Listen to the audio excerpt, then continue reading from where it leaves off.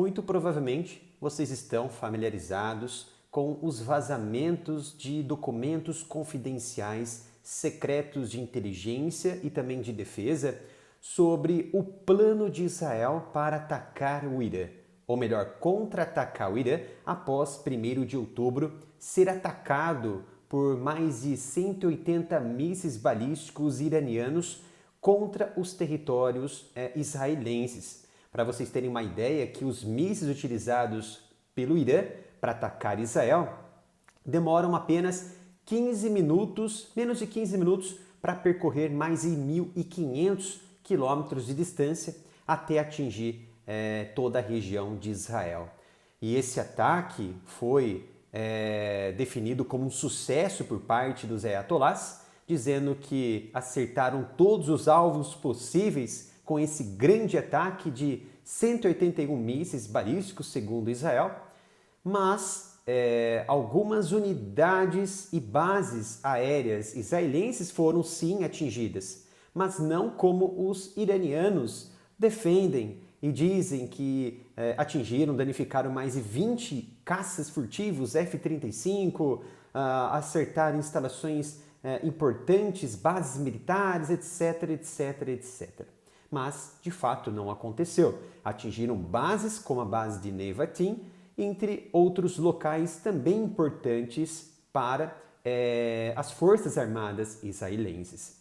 E na semana passada, esses vazamentos mostraram esses planos de Israel para retalhar Irã com deslocamento de setores navais, aéreos, terrestres, prontos para realizarem ataques precisos em diversos setores de lançamentos de artilharia, bases importantes de defesa, complexos de defesa do Irã. E esses vazamentos foram jogados em grupos específicos árabes e também iranianos que têm origem em suas atividades lá no Irã. Então isso levantou um pouco de uma desconfiança em relação aos funcionários dos Estados Unidos, se Israel realmente deveria continuar confiando nos americanos após um vazamento extremamente grave a nível de alto nível, que somente a inteligência de Israel e também dos Estados Unidos poderiam ter ciência disso. Mas é importante descrever aqui que esses planos não foram desenvolvidos exclusivamente por Israel. Na verdade, esses documentos, né? Vamos corrigir aqui, mas sim pelas agências de inteligência dos Estados Unidos e também em conjunto com as agências das nações conhecidas como Five Eyes, que são aquelas 5 nações também responsáveis e auxiliam também nessa vigilância permanente de inteligência junto com os Estados Unidos em todo o mundo. Por exemplo, como os Estados Unidos, como o Reino Unido, como a Austrália, como o Canadá e a Nova Zelândia. Então, esses documentos estavam exclusivamente classificados e dizendo que somente esses agentes, esses setores de inteligência, essas nações teriam o direito de averiguar e de abrir esses documentos. Mas da onde esses documentos foram retirados e quem são os responsáveis por esses vazamentos? Será que foi dentro do Departamento de Defesa, né, do Pentágono? Será que foi algum funcionário muito ligado na Casa Branca, ligado ao secretário de Defesa, ou de dentro propriamente de Israel, ou da Austrália, do Canadá? Onde que esses documentos foram retirados e como eles foram copiados para serem transmitidos para esses canais vinculados ao Irã e vinculados aos árabes. É por isso que, quando há uma tensão em que planos estratégicos de defesa precisam ser colocados na mesa para aliados e parceiros, é exatamente por isso que as nações se reúnem. Porque quando há, por exemplo, conversas por teleconferências, por trocas de mensagens, trocas de informações e documentos online, esses documentos podem ser extraviados, podem ser vazados. Por isso que eles perdem realmente muito tempo, dinheiro, logística para se reunirem e, a partir disso, construírem diálogos para assim obterem uma análise em comum e assim formularem políticas e formularem estratégias. Foi então que o Pentágono ele investigou a fundo em uma ação muito relâmpago e muito grave de investigação por parte do Pentágono para encontrar realmente de fato esses responsáveis. E o Pentágono ele classificou a chefe de gabinete do secretário adjunto de defesa para operações especiais dos Estados Unidos, conhecida como Ariane Tabatabai. Ela é a principal suspeita no vazamento desses documentos confidenciais dos Estados Unidos que estavam indicando os planos de Israel para atacar o Irã. Para vocês terem uma ideia, o gabinete do secretário de defesa nada mais é que o responsável pelo desenvolvimento de políticas, planejamento, gerenciamento de recursos e avaliação de programas exclusivos voltado para a inteligência e também para o setor de defesa. E verifico que algumas decisões a nível tanto civil quanto militar em relação ao pessoal, em relação à compra, aquisição de armamentos e também ele complementa o secretário de defesa e a partir disso o secretário de defesa aconselha o presidente americano. E veja a que ponto essas informações foram vazadas, de alto nível. E essa funcionária sênior, tá? Sênior, ela era chefe, ela teve contato com todas essas informações. Imagina também o que ela também estava, tempos atrás, já vazando ou não informações importantes para somar com aquilo que os iranianos já possuíam ou tinham acesso para se preparar por um possível ataque ou possíveis mobilizações políticas e militares dos Estados Unidos ou de Israel. Ela é oficial de inteligência naval dos Estados Unidos e tem acesso praticamente a todos os movimentos navais e todas as operações e forças especiais no mundo e especificamente no Oriente Médio. Ela é uma peça-chave desse vazamento e é uma peça-chave que liga as ações de Israel com as ações do Irã.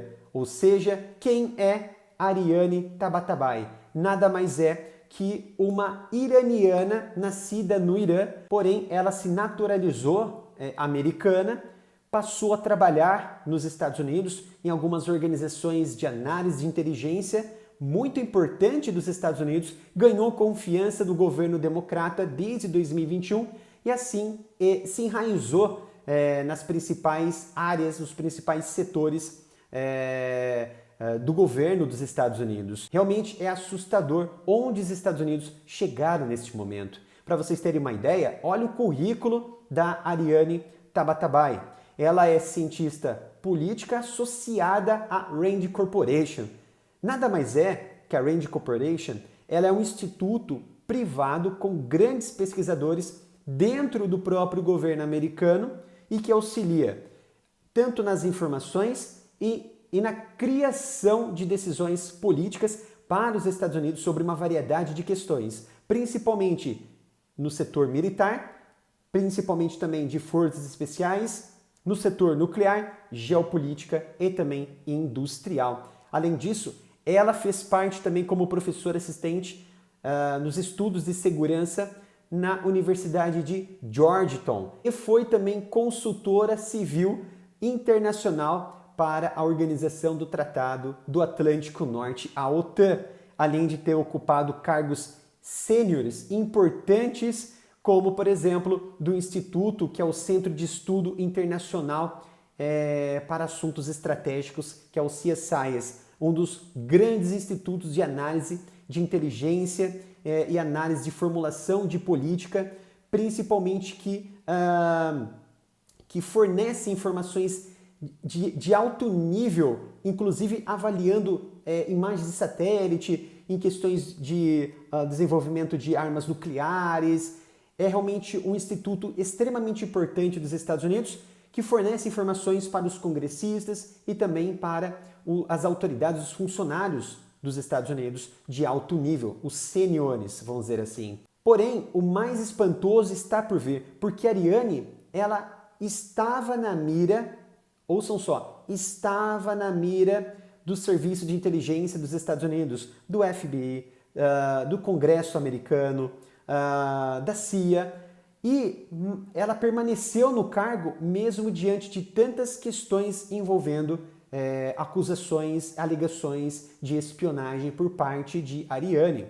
Inclusive, de acordo com um relatório feito por congressistas em 2023, que direcionaram uma carta diretamente ao secretário de Defesa americano, Lloyd Austin. Essa carta feita pelos congressistas pedia a exclusão, a retirada de Tabatabai, da Ariane Tabatabai, do seu cargo como chefe do gabinete adjunto do secretário de Defesa, pedindo, é claro, que Austin suspendesse o seu cargo, suspendesse imediatamente as suas funções, mas após uma verificação, entre aspas, quem será que fez essa verificação? Será que foram os amigos de Ariane? Será que foram as agências de inteligência? Provavelmente que sim, mas chegaram a uma conclusão que ela não tinha nada ali com envolvimento do que ela estava sendo acusada e permaneceu no cargo e foi considerada apta a assumir o cargo de chefia. Mas o que dizia esse relatório feito pelos congressistas e também recebido pelos congressistas, que foi, é claro, a partir de inteligência, um grande estoque de correspondências e e-mails do governo iraniano relatados pela primeira vez pela Semafor e pela Iran International, alegando conectar a Ariane Tabatabai com uma iniciativa iraniana, um instituto iraniano, num esforço iniciado por altos funcionários do governo das relações exteriores do Irã para reforçar a imagem e as posições de Teherã em questões de segurança global.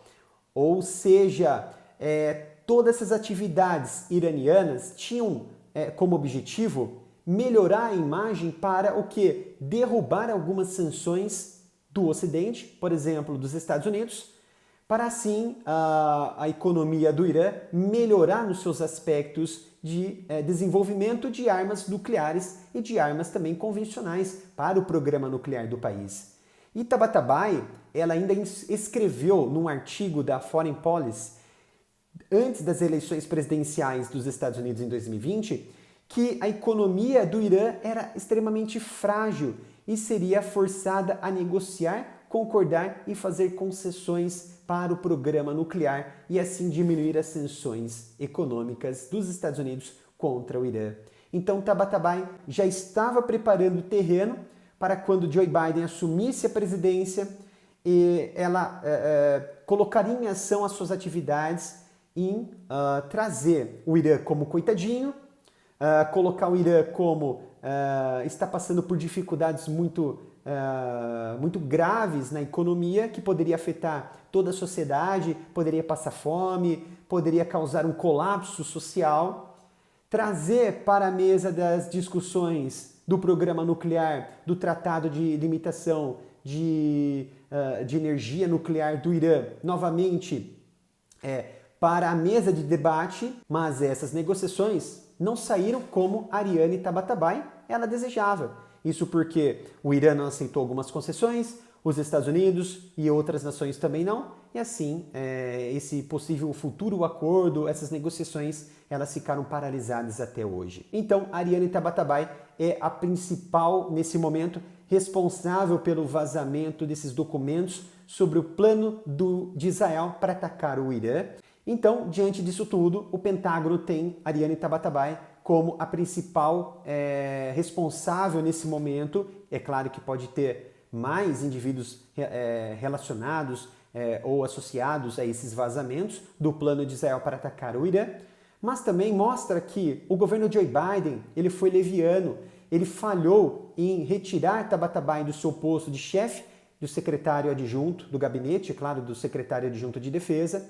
Isso é muito grave porque o governo de Joe Biden autorizou a permanência de uma agente dupla, nesse caso um agente do Irã e também um funcionário dos Estados Unidos, a permanecer no cargo diante de tantas evidências que colocariam ela como, de fato, uma espiã, uma agente dupla sob comando do Irã. Agora que as informações vieram à tona, após um vazamento muito grave, mas por que a Ariane ela agiu nesse momento? Por que ela teve essa ação de vazar essas informações nesse momento? Porque o plano de Israel para atacar o Irã ainda era uma ambiguidade muito grande, mas havia o risco de Israel atacar diversas instalações nucleares dos ayatolás, do Irã.